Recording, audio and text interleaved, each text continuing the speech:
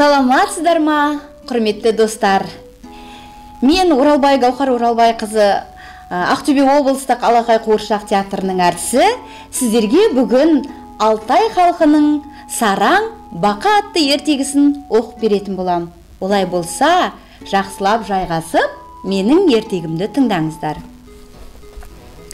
Баяғы заманда бір бақа өмір сүріпті. Бір жолы бақа көлден шығып қыдыруға аттанған екен. Сөйтіп қыдырып жүріп, үйіне қайтар жолдан адасып қалады.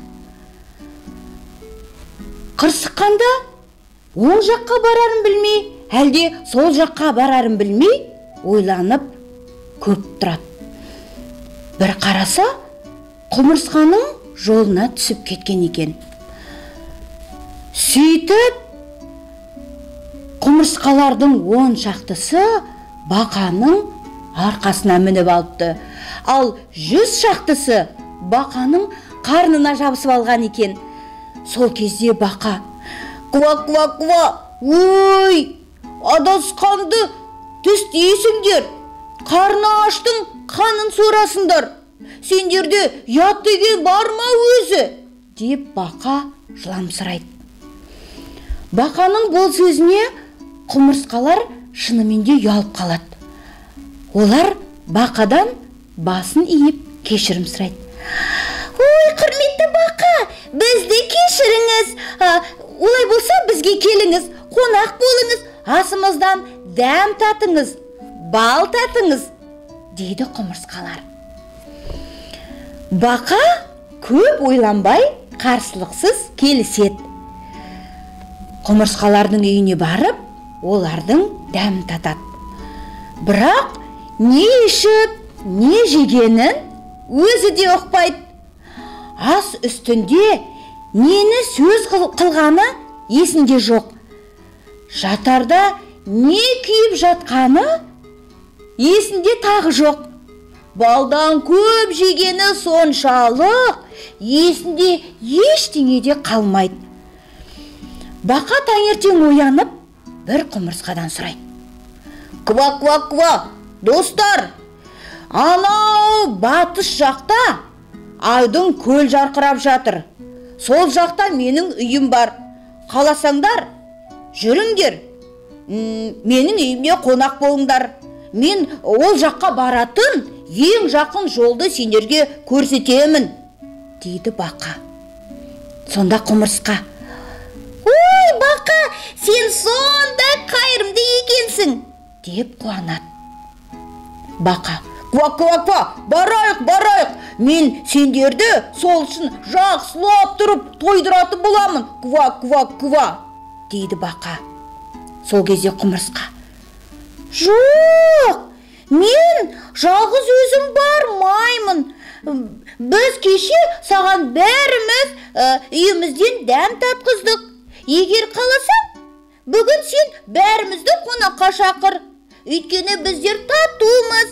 Біз ешқашанда бөлінбейміз және жұмыс жасамауды, демалуды білмейміз», дейді құмырсқа. Бақа әр ойланып, бер ойланып, жақсы, құмырсқалардың бәрін қонаққа шақырады.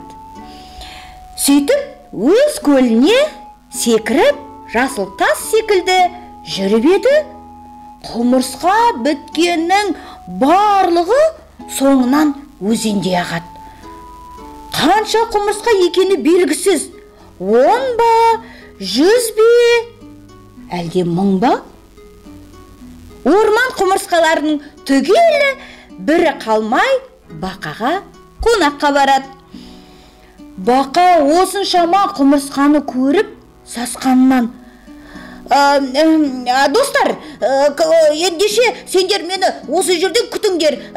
Мен қазір сендерге жейтін асты ыңғайлап, дайындап, сосын мен сендерді келіп алып кетем. Күтіңдер, ква-ква-ква», дейді де суға сүңгіп кетеді.